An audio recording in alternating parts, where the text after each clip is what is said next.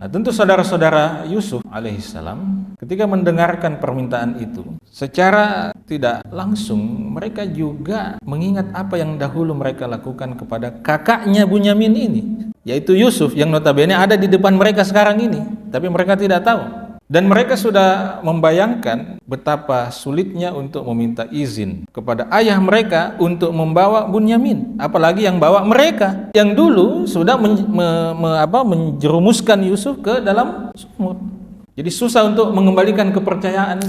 Ini susah ini hidup kita kalau tidak ini. Maka mereka langsung melapor kepada ayah mereka, muni'a minnal kail. Kita sudah dilarang atau dihalangi, ya, tidak bisa mendapatkan makanan kalau kami tidak kembali ke Mesir membawa saudara kami ini, yaitu siapa? Bunyamin.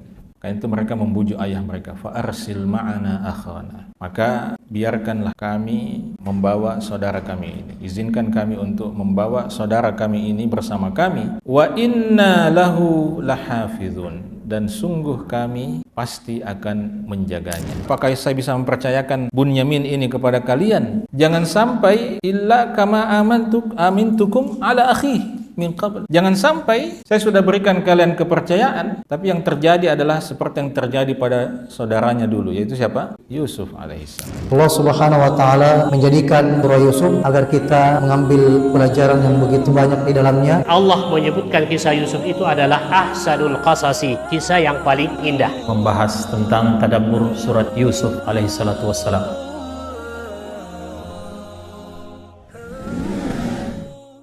Dipersembahkan oleh, disponsori oleh. Semoga Anda dan keluarga bahagia serta sehat selalu. Baik, kita mulai. Assalamualaikum warahmatullahi wabarakatuh. Innal hamdalillah nahmaduhu wa nasta'inuhu wa nastaghfiruh wa na'udzu billahi min shururi anfusina wa min sayyiati a'malina. May yahdihillahu fala mudilla lahu wa may yudlil fala hadiya lahu. Asyhadu an la ilaha illallah wahdahu la syarika lahu wa asyhadu anna Muhammadan abduhu wa rasuluhu alladzi la nabiyya ba'dah. Amma ba'd, fa inna asdaqal hadithi kalamullahi azza wa jal wa khairal hadi hadi Muhammadin sallallahu alaihi wasallam wa syarral umuri muhdatsatuha wa kulla muhdatsatin bid'ah wa kulla bid'atin dhalalah wa kulla dhalalatin finnar. Jemaah yang dimuliakan oleh Allah Subhanahu wa taala, kita kembali mengungkapkan rasa syukur yang setinggi-tingginya kepada Allah Subhanahu wa taala. Pada malam hari ini kita kembali mendapatkan satu kali lagi kesempatan dari Allah Subhanahu wa taala untuk beribadah, untuk membuktikan penghambaan kita kepada Allah Subhanahu wa taala, dan mudah-mudahan pada saatnya nanti kita dipanggil oleh Allah Subhanahu wa taala, kita semua dipanggil dalam keadaan menunaikan penghambaan kita, ibadah kita sebaik-baiknya kepada Allah Subhanahu wa taala. Jemaah yang dimuliakan oleh Allah Subhanahu wa taala, malam hari ini insyaallah kita akan kembali melanjutkan tadabbur kita, sedikit tadabbur kita terhadap surah Yusuf. Surah yang secara utuh menceritakan kisah seorang nabi yang disebut oleh Nabi kita Muhammad SAW di dalam salah satu hadisnya sebagai Al-Karim, Ibnul Karim, Ibnil Karim, Ibnil Karim. Jadi Nabi Yusuf itu adalah manusia mulia, putra manusia mulia, putra manusia mulia, putra manusia mulia.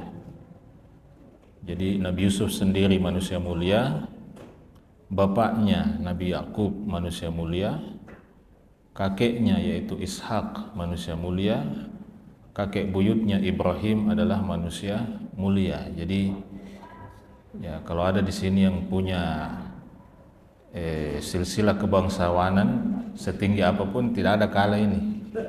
Ya. Tidak ada kalah ini. Ini Nabi sendiri yang mengatakan apa? Al-Karim, Ibnul Karim, Ibnul Karim, Ibnul Karim. Jadi 4 silsilahnya ke atas semua manusia mulia. Jadi Yusuf bin Ishak, bin Yakub, bin Ishak, bin Ibrahim. Ya, tidak ada kalah ini. Ya, inilah kisah tentang manusia mulia bernama Yusuf alaihissalam, inilah yang diceritakan oleh Allah Subhanahu wa taala dalam surah Yusuf ini.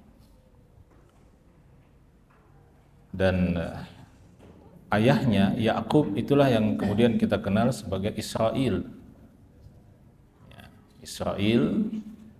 Israel itu seperti yang kita ketahui maknanya dalam bahasa Arab itu Abdullah. Israel itu kalau diterjemahkan ke bahasa Arab itu menjadi apa?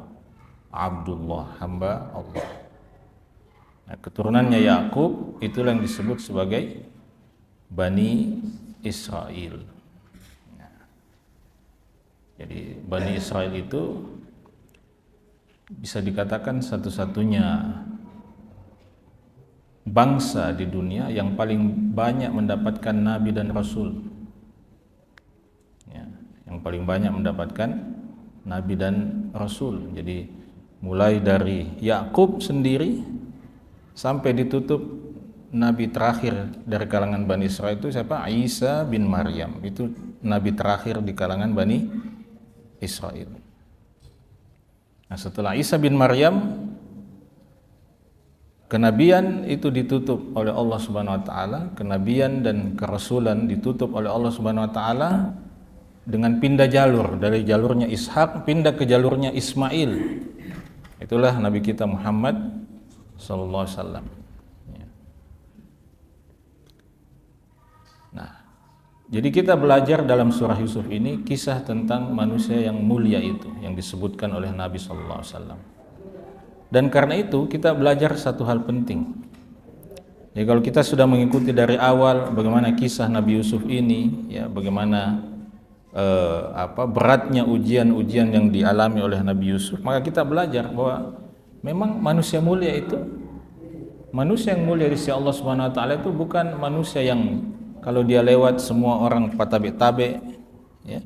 Kalau dia lewat semua orang hormat, ya, hidupnya penuh fasilitas, hidupnya penuh kenyamanan. Bukan itu ukuran manusia mulia. Tapi kita lihat dari kisah Nabi Yusuf ini bahwa ternyata manusia mulia di sisi Allah Subhanahu wa taala itu adalah dia juga manusia yang hidupnya mengalami pasang surut. Ya, mengalami pasang surut. Bahkan kalau surut itu surutnya bisa jauh sekali ke dalam. Ya, kalau diuji oleh Allah Subhanahu wa taala, ujiannya bisa sangat-sangat berat. Ya, seperti yang dialami oleh Nabi Yusuf. Dan tentu ujian bagi Nabi Yusuf sekaligus menjadi ujian juga bagi ayahnya, yaitu Nabi Yakub. Pertemuan yang lalu kita sudah sampai pada tahapan di mana Allah Subhanahu wa taala mulai mengangkat derajat Nabi Yusuf alaihissalam, di mana beliau kemudian diangkat oleh raja atau penguasa Mesir pada waktu itu untuk menjadi seorang menteri yang bertanggung jawab terhadap urusan pangan, urusan logistik di Mesir pada waktu itu. Didasarkan pada kapabilitas, ya, Nabi Yusuf alaihissalam untuk menjalankan amanah itu, ya, pada ayat 55 Allah Subhanahu wa taala mengatakan qala ja'alni ala khazainil ardi inni hafizun alim. Jadi Nabi Yusuf mengatakan bahwa jadikanlah saya, angkatlah saya sebagai penanggung jawab terhadap, ya, khazanah, kekayaan bumi di Mesir, Kenapa? Inni hafizun alim, karena sungguhnya aku adalah orang yang bisa menjaga dan memiliki ilmu tentang itu. Nah, singkat cerita, pada pertemuan yang lalu kita akhirnya mengetahui bahwa saudara-saudara Nabi Yusuf ketika pada zaman itu, pada masa itu sudah mulai memasuki masa paceklik, saudara-saudara Yusuf kemudian datang menemui Yusuf. Mereka datang ke pusat kekuasaan Mesir pada waktu itu untuk meminta bantuan dari pihak penguasa, dan singkat cerita mereka kemudian bertemu dengan Nabi Yusuf alaihissalam. Di awal pertemuan itu kata Allah Subhanahu wa taala, fadakhalu alaihi. Saudara-saudara Yusuf masuk menemui Yusuf. Ketika mereka masuk, fa'arafahum, Nabi Yusuf langsung mengenali bahwa ini adalah saudara-saudaranya. Tetapi sebaliknya, wahum lahu munkirun, tapi saudara-saudaranya tidak tahu kalau itu Yusuf. Jadi mungkin penjelasan logisnya itu begini. Saudara-saudaranya Yusuf ini ketika mereka terakhir kali bertemu dengan Nabi Yusuf, itu mungkin mereka usianya sudah dewasa. Sementara Nabi Yusuf masih anak-anak. Nah, biasanya orang kalau sudah dewasa itu sudah tidak berubah. Artinya struktur wajahnya itu sudah tidak berubah, kecuali kalau operasi plastik. Ya, lain cerita itu ya. Tapi kalau dia tidak operasi plastik ya begitu, ya artinya tidak berubah secara umum, paling mungkin sedikit gemuk ya. Tapi ya, atau mungkin kurus, tapi secara umum strukturnya tetap.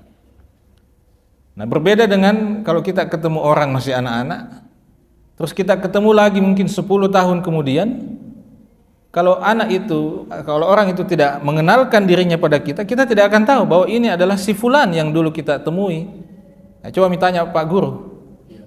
Ya, itu. Coba tanya Pak Guru itu. Kalau dia mengajar waktu SD, 6 tahun kemudian dia mungkin papasan dengan bekas muridnya, dia tidak tahu, tapi muridnya ingat, ini saya punya guru ini.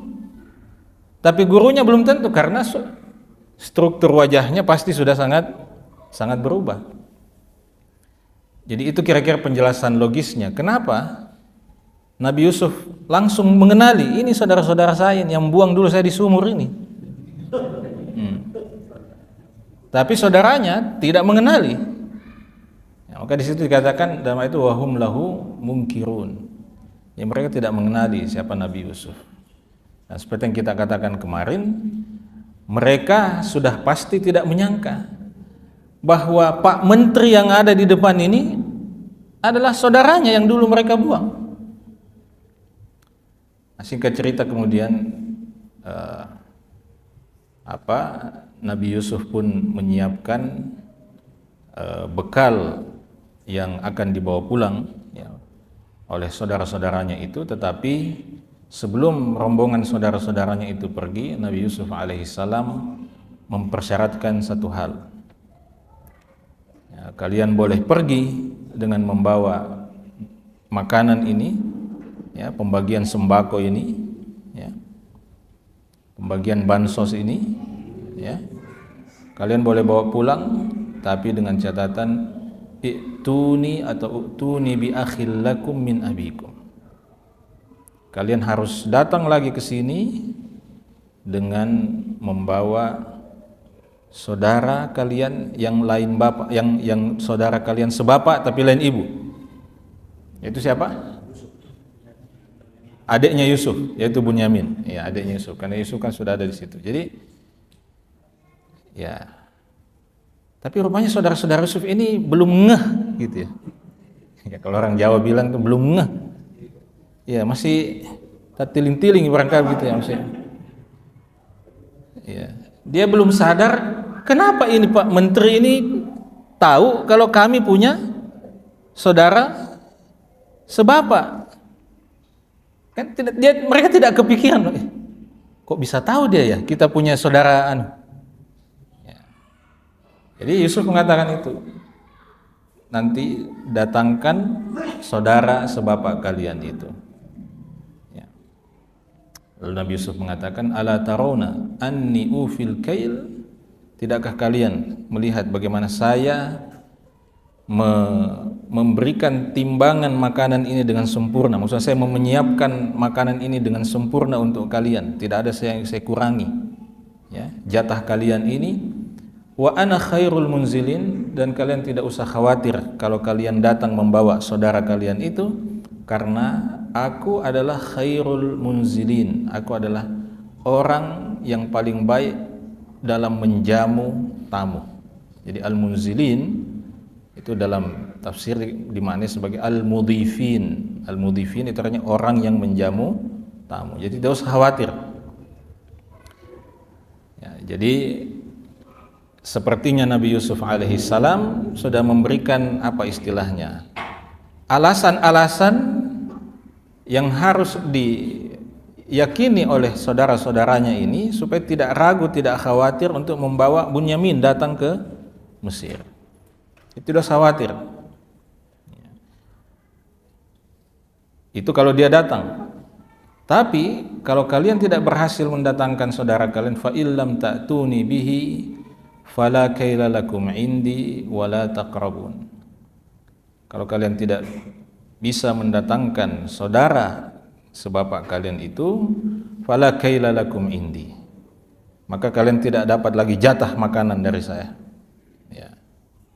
Wala taqrabun, dan jangan lagi mendekati saya atau jangan lagi menemui saya setelah ini.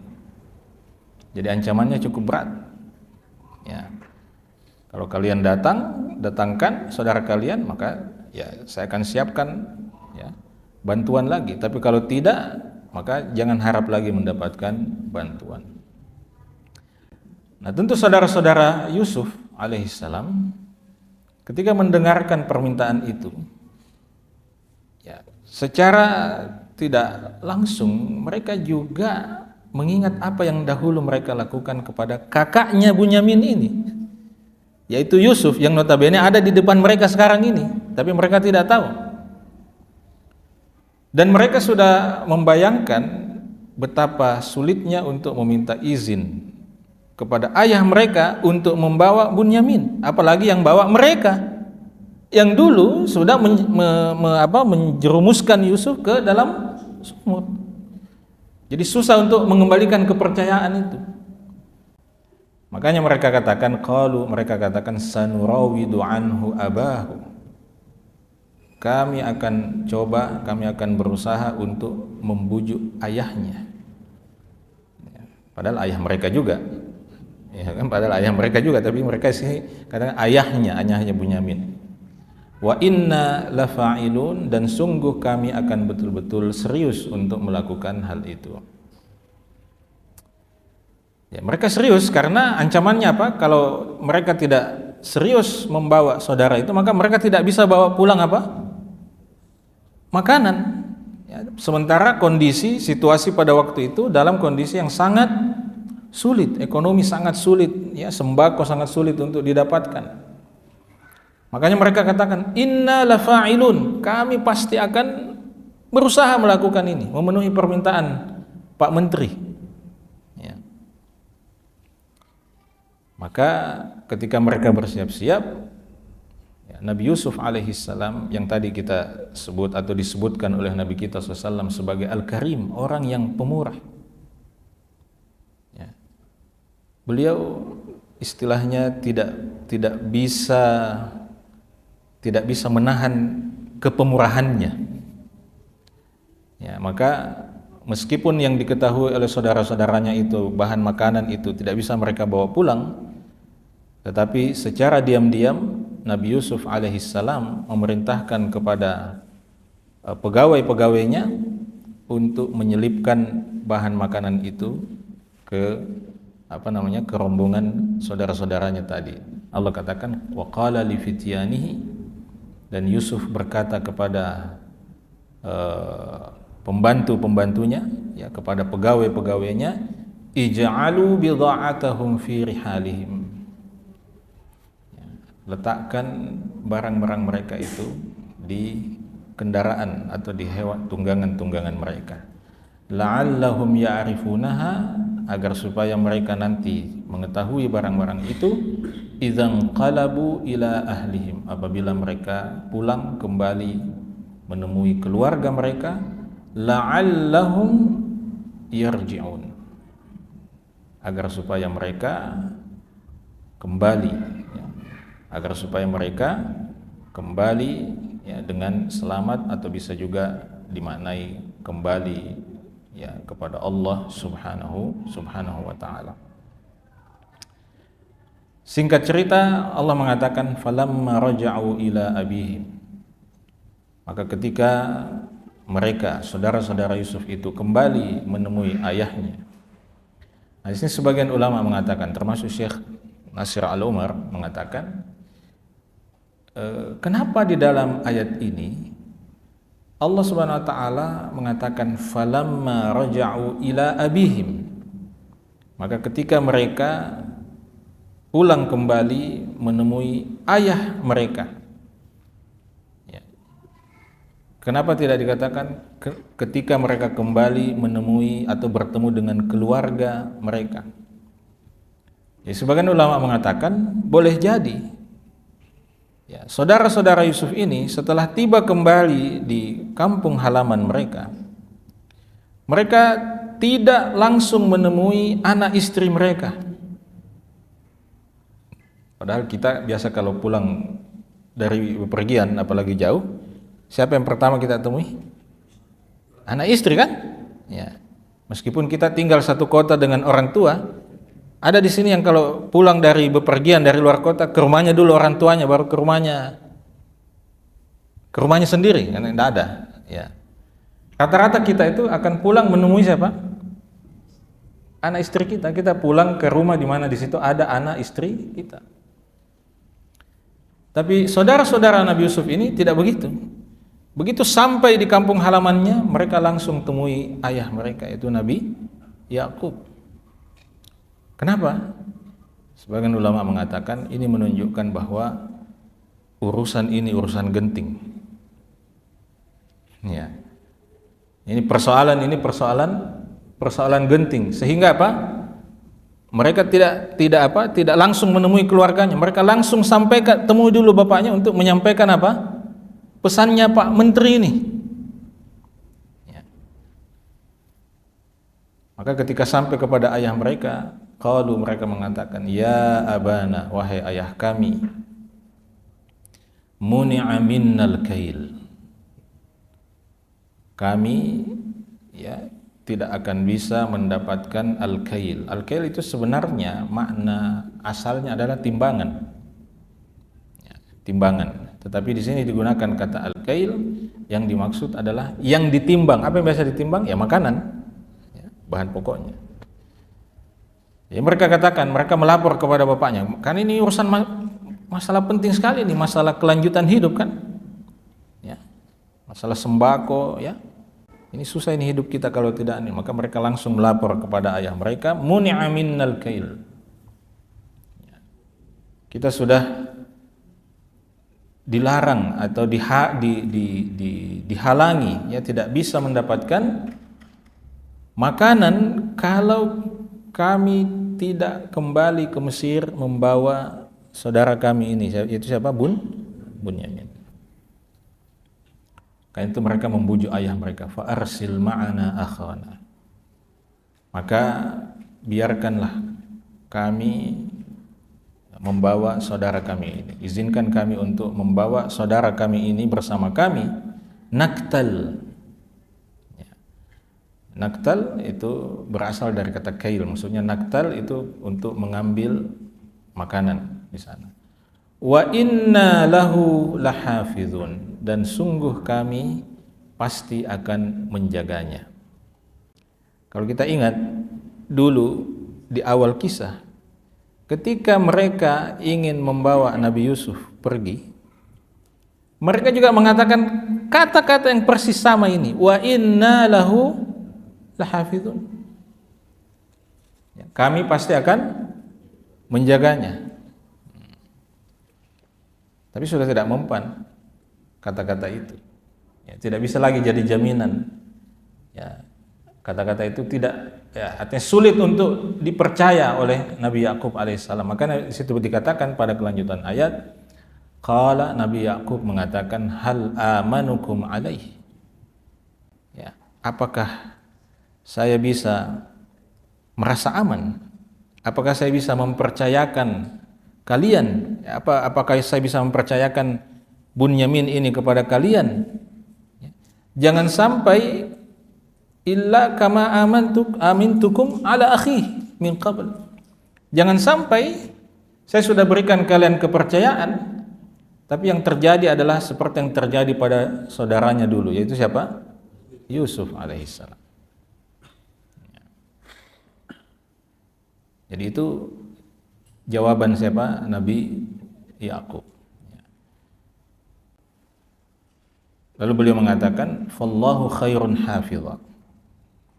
Ya, kalian tidak bisa memberikan jaminan keamanan itu, karena sebaik-baik penjaga, sebaik-baik pemberi jaminan keamanan itu hanya Allah subhanahu wa ta'ala.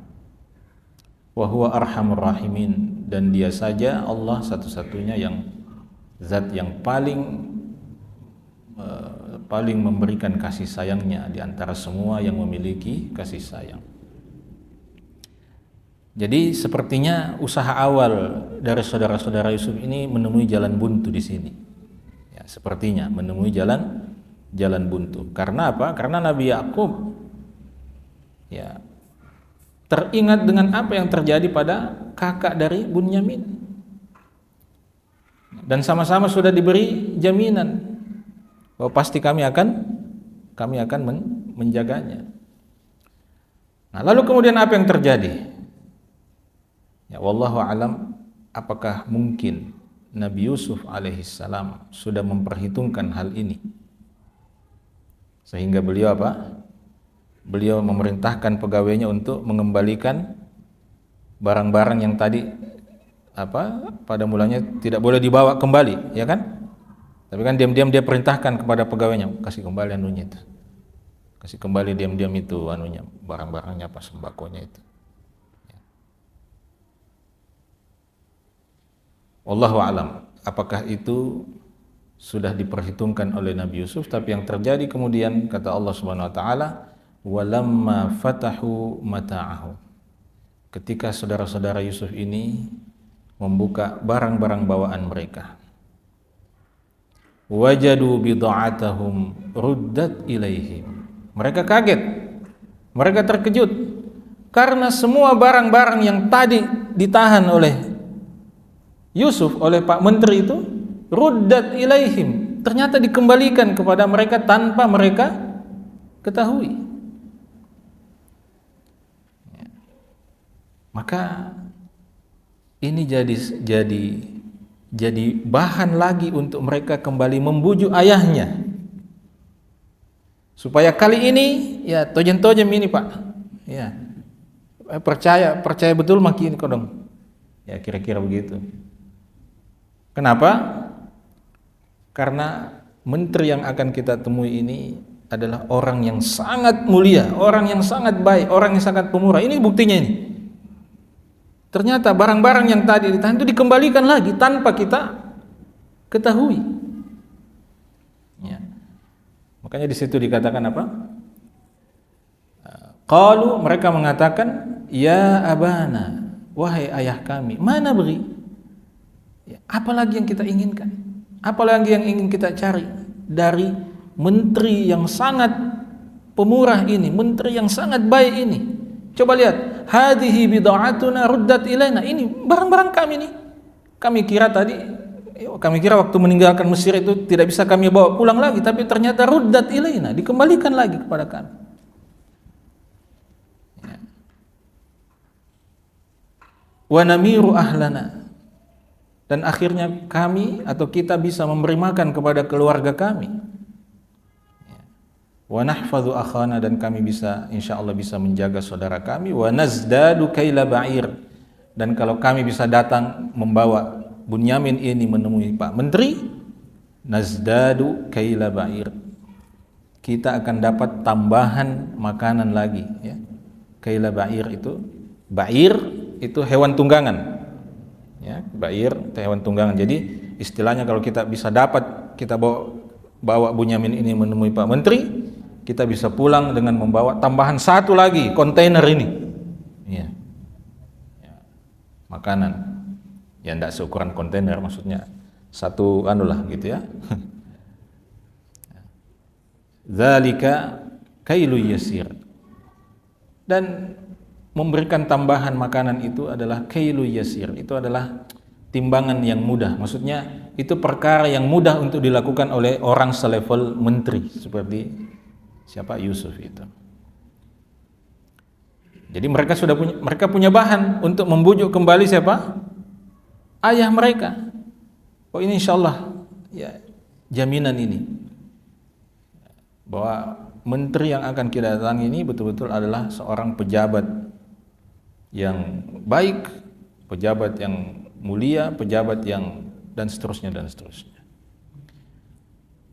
Maka di situ Nabi Yakub mengatakan Nabi Yakub mengatakan lan ursilahu ma'akum. Saya tidak akan biarkan atau saya tidak akan membiarkan Bunyamin ini pergi bersama kalian hatta tu'tuni mausiqam minallah, sampai kalian memberikan jaminan janji ya, atas nama Allah Subhanahu wa taala. Janji apa? La ta'tunnani bihi, kalian akan membawa pulang kembali Bunyamin ini kepada saya, illa kalau tidak ayyuhata bikum, kalian akan dikepung oleh azab yang membinasakan kalian. Jadi tidak bisa lolos dengan cara yang mudah. Tidak bisa lolos hanya dengan sekedar mengatakan kami pasti jaga ini. Tidak. Harus apa?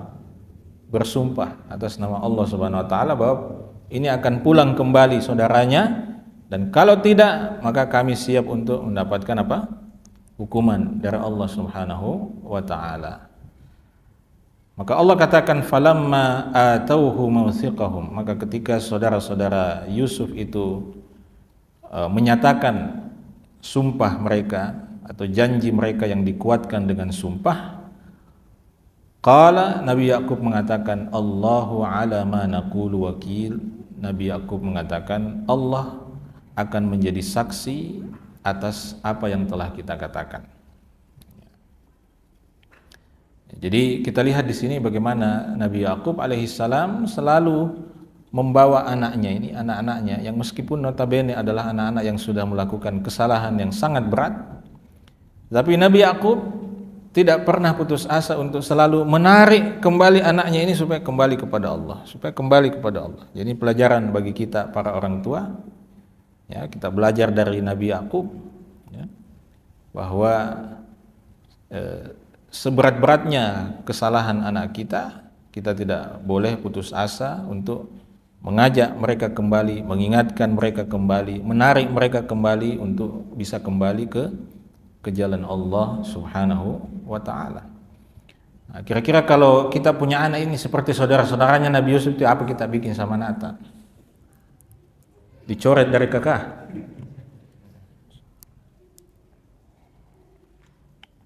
Ya, tapi bukan itu yang dilakukan oleh Nabi Yakub alaihissalam. Jadi kita belajar bahwa memang salah satu ujian terberat menjadi orang tua itu adalah ujian keputusasaan.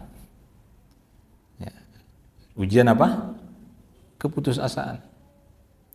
Ya, jadi para nabi mengajarkan pada kita bahwa menjadi orang tua itu tidak boleh putus asa. Ya. Sampai titik terakhir tidak boleh putus asa. Nabi Nuh alaihissalam tuh, bagaimana itu? Apa itu? Kalau mau punya alasan untuk putus asa, sudah cukup banyak alasannya untuk putus asa dari anaknya kan? Tapi sampai titik terakhir beliau tidak putus asa. Beliau tetap aja anaknya, ya meskipun kemudian apa yang Allah tetapkan itulah yang terjadi. Tapi poinnya di situ bahwa orang tua, kita belajar dari para nabi. Para orang tua ini harus berusaha untuk tidak putus asa, ya biar seperti apa bambalanya itu, ya seperti apa nakalnya, ya tetap ya tidak ya manusiawi kalau kita marah, tapi kita selalu berusaha mentadabburi Al-Quran ini, kita berusaha untuk selalu menumbuhkan harapan lagi, ya. Nah, makanya kemudian, ya, meskipun dengan dengan kekhawatiran yang cukup besar dari seorang Nabi Yakub, kemudian beliau mengizinkan untuk Bunyamin itu dibawa, ya, masih ada rasa was-was, ya, meragukan apakah saudara-saudaranya ini, apakah anak-anaknya ini masih bisa dipercaya atau tidak. Tapi Nabi Yakub tetap berpesan, dan ini pesan ini menunjukkan kasih sayangnya sebagai seorang ayah. Apa kata Nabi Yakub? Waqala, dan Nabi Yakub berpesan, berkata kepada anak-anaknya, ya baniya, wahai anak-anakku. Jadi masih dipanggil anak-anakku. Itu kan panggilan sayang. Ya baniya, wahai anak-anakku, la tadkhulu min babi wahid. Kalau kalian nanti masuk ke Mesir, la tadkhulu min babi wahid. Jangan masuk ke Mesir dari satu pintu. Nah, itu sebagian ulama tafsir mengatakan karena Nabi Yakub khawatir jangan sampai anak-anaknya ini kena ain. Ya, ada yang mengatakan begitu. Ada juga yang mengatakan ya supaya supaya tidak terlalu mencolok, ya, karena mereka ini bisa dikatakan orang asing.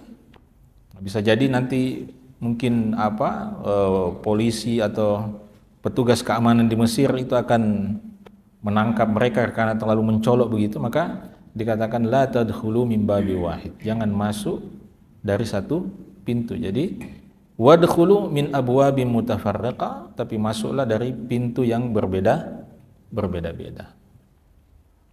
Supaya kalau ditangkap satu ini masih ada yang lolos. Ya gitu kan. Kalau ditahan satu masih ada yang lolos, tapi kalau satu sekaligus masuk begitu, ditangkap semua tidak ada yang lolos. Nah, jadi ini strategi. Dan pesan ini seperti yang tadi saya katakan tidak disampaikan oleh Nabi Yakub kecuali karena apa? Karena beliau masih punya rasa sayang kepada anak-anaknya. Ya. Jadi la tadkhulu min babi wahid wadkhulu min abwabin mutafarriqah. Wa ma ughni ankum minallahi min syai'ah. Jadi Nabi Yakub ajarkan tauhid kepada anak-anaknya. Beliau katakan wa ma ughni ankum minallahi min syai'. Saya tidak akan bisa mencukupkan kalian, menolong kalian, ya, melindungi kalian dari apapun, karena yang bisa melakukan itu hanya Allah Subhanahu wa taala. Jadi biar saya berikan kau tips, ya. Saya berikan kau cara supaya aman, supaya selamat, itu bukan jaminan kalian akan selamat, ya. Karena yang bisa menjamin keselamatan itu hanya Allah subhanahu wa ta'ala. Inil hukmu illa lillah. Karena tidak ada satupun ketetapan melainkan ketetapan yang ditetapkan oleh Allah subhanahu wa ta'ala. Jadi hukum di sini bisa berupa hukum atau ketetapan yang kaitannya dengan takdir, bisa juga ketetapan yang kaitannya dengan hukum, ya, dengan aturan-aturan kehidupan. Alaihi tawakkaltu, hanya kepadanya aku bertawakal. Wa alaihi falyatawakkalil mutawakkilun, dan hendaknya hanya kepada Allah pula orang-orang yang bertawakal itu selalu berserah diri. Jadi di sini pelajaran penting, ya, bagi kita para orang tua untuk selalu seperti yang tadi kita katakan, selalu mengingatkan, menarik anak kita untuk berada dalam lingkaran tauhid kepada Allah Subhanahu wa taala. Kita tunjukkan kepada anak-anak kita bahwa segala urusan kehidupan kita ini harus disandarkan kepada Allah Subhanahu wa taala. Ya, jadi ya, kadang-kadang mungkin kita sekarang berada dalam kehidupan yang sudah sangat nyaman, semua fasilitas terpenuhi, nah, sehingga kadang-kadang tanpa sadar kita tidak lagi bertawakal kepada Allah. Kenapa? Karena semua sudah ada. Ya, uang ada, ya, mobil ada, ya, materi ada, makanan ada, semua ada. Sehingga kita lupa bertawakal kepada Allah Subhanahu wa taala. Ya, kalau anak kita mau masuk sekolah yang paling mahal, tenang saja, ada uang.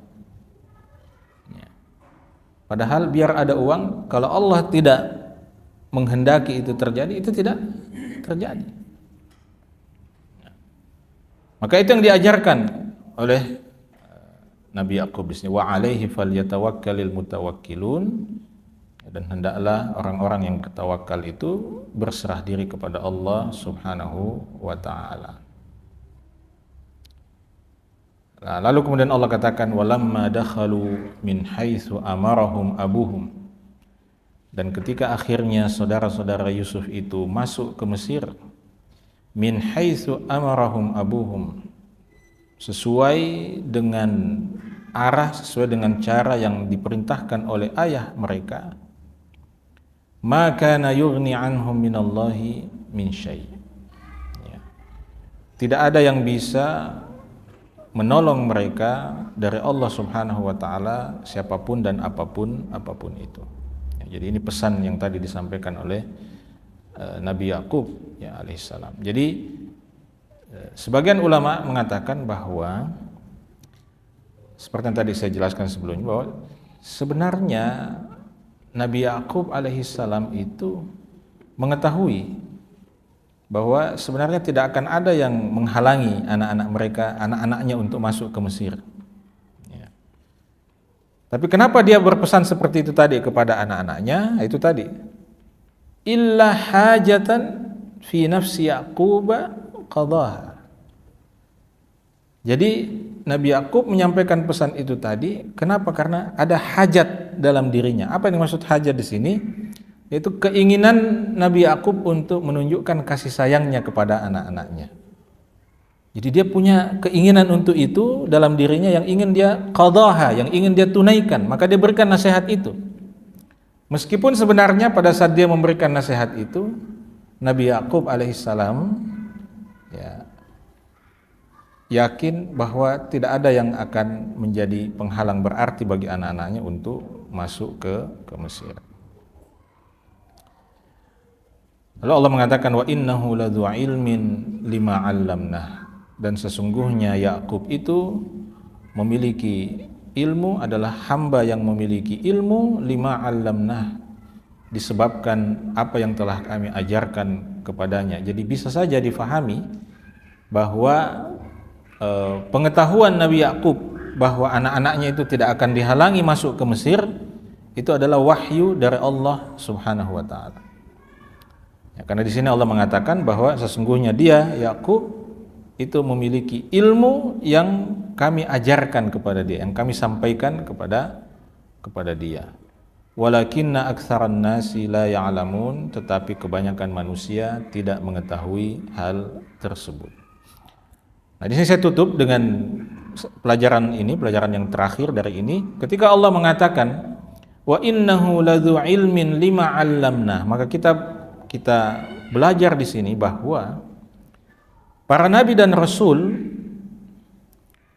itu tidak bisa mengetahui apapun di dunia ini kecuali apa yang Allah ajarkan kepada mereka, kecuali kalau Allah mengajarkan kepada mereka, menyampaikan kepada mereka.